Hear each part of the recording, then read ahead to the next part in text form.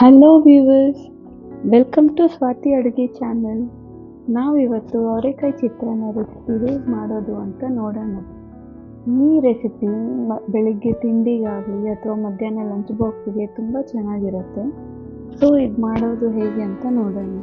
ನಾವು ಇದಕ್ಕೆ 1 ಕಪ್ ಆಗೋಷ್ಟು ಅವರೆಕಾಯಿ, ಅದನ್ನು ಒಂದು ಬೌಲ್ಗೆ ಹಾಕಿ ಅದಕ್ಕೆ ನೀರು ಹಾಕಿ ಈಗ ಬೇಯೋಕೆ ಇಡೋಣ. ಇದು ಸ್ವಲ್ಪ ಬೇಯಬೇಕು, ಆವಾಗ ಸ್ವಲ್ಪ ತಿನ್ನೋಕ್ಕೆ ಚೆನ್ನಾಗಿರುತ್ತೆ. ಹಂಗೆ ಆಯಿಲ್ ಹಾಕಿದ್ರೆ ಅದು ಬೇಯಲ್ಲ ಸರಿಯಾಗಿ. ಸೊ ನಾವು ಇನ್ನೊಂದು ಕಡೆ ಒಂದು ಪಾತ್ರೆ ಇಟ್ಟು ಅದಕ್ಕೆ ಸ್ವಲ್ಪ ಆಯಿಲ್ ಹಾಕಿ ಅದಕ್ಕೆ ನಾವಿವಾಗ ಕಡಲೆಕಾಯಿ ಬೀಜ ಹಾಕಬೇಕು.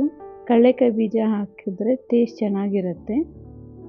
ಈ ಕಡಲೆಕಾಯಿ ಬೀಜ ಸ್ವಲ್ಪ ಬ್ರೌನಿಷ್ ಕಲರ್ ಬರೋವರೆಗೂ ಚೆನ್ನಾಗಿ ಬೇಯಿಸಬೇಕು. ಸ್ವಲ್ಪ ಫ್ರೈ ಮಾಡ್ಕೊಳ್ಳಿ. ಇದು ಫ್ರೈ ಮಾಡಿಕೊಂಡು ಇದೆಲ್ಲ ಸ್ವಲ್ಪ ಬ್ರೌನಿಷ್ ಕಲರ್ ಬರಬೇಕು. ಬಂದಾದಮೇಲೆ ಇದನ್ನು ಪಕ್ಕಕ್ಕೆ ಇಟ್ಕೊಳ್ಳಿ. ಇದಾದಮೇಲೆ ಅದೇ ಪ್ಯಾನ್ಗೆ ಸ್ವಲ್ಪ ಸಾಸಿವೆ, ಅದಾದಮೇಲೆ ಜೀರಿಗೆ, ಕಡಲೆಬೇಳೆ ಮತ್ತು ಉದ್ದಿನಬೇಳೆ ಹಾಕಿ ಇದನ್ನೆಲ್ಲ ಸ್ವಲ್ಪ ಬ್ರೌನಿಷ್ ಕಲರ್ ಬರೋವರೆಗೂ ಫ್ರೈ ಮಾಡಿ. ಇದಾದಮೇಲೆ ಇದಕ್ಕೆ ನಾವು ಸಣ್ಣ ಸಣ್ಣದಾಗಿ ಹಚ್ಚಿಟ್ಟಿರೋ ಅಂಥ ಈರುಳ್ಳಿ ಇದನ್ನು ಹಾಕಿ ಚೆನ್ನಾಗಿ ಫ್ರೈ ಮಾಡಿ. ಇದು ಸ್ವಲ್ಪ ಬ್ರೌನ್ ಕಲರ್ ಬರೋವರೆಗೂ ಬೇಯಿಸ್ಕೋಬೇಕು, ಆವಾಗ ತಿನ್ನೋಕ್ಕೆ ಟೇಸ್ಟ್ ಚೆನ್ನಾಗಿರುತ್ತೆ. ಇವಾಗ ನಾವು ಸ್ವಲ್ಪ ಕರಿಬೇವನ್ನ ಹಾಕ್ತಾಯಿದ್ದೀವಿ. ಕರಿಬೇವನ್ನು ಹಾಕಿ ಸ್ವಲ್ಪ ಫ್ರೈ ಮಾಡ್ಕೋಬೇಕು. ಹಾಗೆ ನಾವು ಇನ್ನೊಂದು ಕಡೆ ಗೊಜ್ಜಿಗೆ ಬೇಕಾಗಿರೋಂಥ ಪದಾರ್ಥ ನೋಡೋಣ. ಸ್ವಲ್ಪ ಕೊತ್ತಂಬರಿ, 1 ಹಿಡಿಯಷ್ಟು.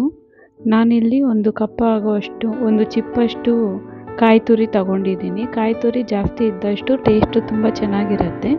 ಆಮೇಲೆ ಸ್ವಲ್ಪ ಹಸಿಮೆಣ್ಸಿನ್ಕಾಯಿ, ನಾನಿಲ್ಲಿ ಒಂದು 5ರಿಂದ 6 ಹಸಿಮೆಣ್ಸಿನ್ಕಾಯಿ ತಗೊಂಡಿದ್ದೀನಿ. ನಿಮ್ಮ ಖಾರಕ್ಕೆ ಎಷ್ಟು ಅಷ್ಟು ತಗೊಳ್ಳಿ. 3ರಿಂದ 4 ತಗೊಂಡು ಚೆನ್ನಾಗಿರುತ್ತೆ. ಇದಕ್ಕೆ ನಾವೀಗ ಸ್ವಲ್ಪ ಜೀರಿಗೆ ಆ್ಯಡ್ ಮಾಡಬೇಕು. ನಾನಿಲ್ಲಿ 1 ಸ್ಪೂನಷ್ಟು ಜೀರಿಗೆ ಆ್ಯಡ್ ಮಾಡ್ತಾಯಿದ್ದೀನಿ.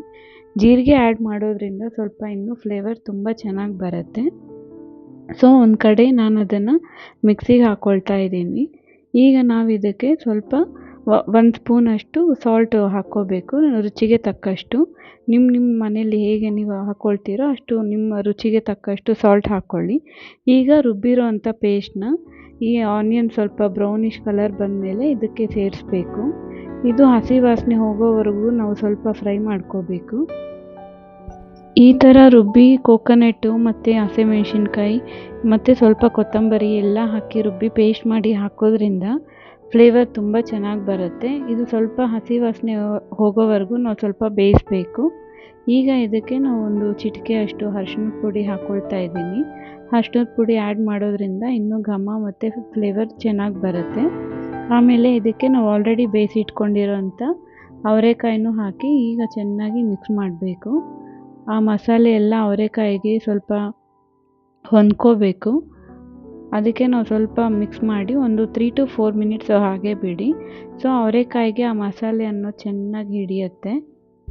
ಆಗ ನಾವು ಅವರೆಕಾಯಿ ತಿನ್ನಬೇಕಾದ್ರೂ ಆ ಟೇಸ್ಟು ಮತ್ತು ಮಸಾಲೆ ಎಲ್ಲ ಟೇಸ್ಟ್ ತುಂಬ ಚೆನ್ನಾಗಿರುತ್ತೆ. ನಾವಿದಕ್ಕೆ ಮೊದಲೇ ಹುರಿದಿಟ್ಕೊಂಡಿದ್ದ ಕಡಲೆಕಾಯಿ ಬೀಜ ಹಾಕ್ಕೊಂಡು ಮಿಕ್ಸ್ ಮಾಡ್ಕೊಳ್ತಾ ಇದ್ದೀನಿ. ಈಗ ಆ ಗೊಜ್ಜಿಗೆ ನಾವು ರೈಸ್ ಹಾಕಿ ಮಿಕ್ಸ್ ಮಾಡ್ಕೋಬೇಕು. ಸೇಮ್ ಚಿತ್ರಾನ್ನ ಗೊಜ್ಜು ಥರನೇ ಮಿಕ್ಸ್ ಮಾಡಿ. ನೀವು ಇದನ್ನು ಟ್ರೈ ಮಾಡಿ ಮತ್ತು ಹೇಗಿದೆ ಅಂತ ನನಗೆ ಕಮೆಂಟ್ ಮೂಲಕ ತಿಳಿಸಿ ಟೇಸ್ಟ್ನ. ನಿಮಗೆ ಈ ರೆಸಿಪಿ ಇಷ್ಟ ಆಗಿದ್ದರೆ ಲೈಕ್ ಮಾಡಿ, ಶೇರ್ ಮಾಡಿ.